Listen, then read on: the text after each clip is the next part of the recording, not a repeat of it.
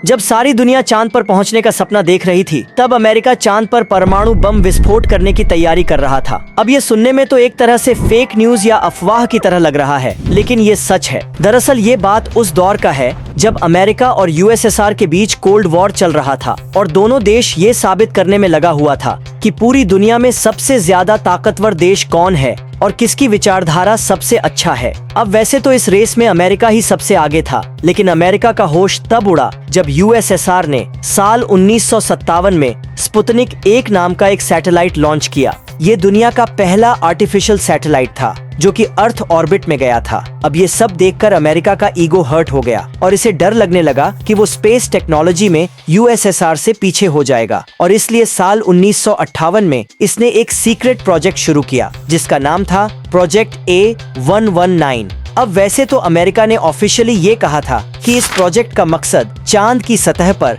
परमाणु विस्फोट करके यह समझना कि ऐसा करने पर उसकी सतह पर क्या प्रभाव पड़ता है, यानी प्योरली साइंटिफिक रिसर्च के लिए। लेकिन असल में ये एक केवल बहाना था और इसका असली मकसद था कि चांद पर परमाणु बम गिराकर ये यूएसएसआर पर एक साइकोलॉजिकल प्रेशर बनाना चाहता था और पूरी दुनिया को यह दिखाना चाहता था कि अमेरिका ही सबसे ताकतवर देश है। यानी ये प्रोजेक्ट एक तरह से पीआर स्टंट ही था, और इस बात का खुलासा भी खुद इस प्रोजेक्ट को लीड करने वाला साइंटिस्ट ने ही किया। हालांकि साइंटिफिक कंसर्न्स, फीजिबिलिटी इश्यूज और पॉलिटिकल कॉन्सिक्वेंसेस के डर के चलते इस प्रोजेक्ट को कभी पूरा नहीं किया गया।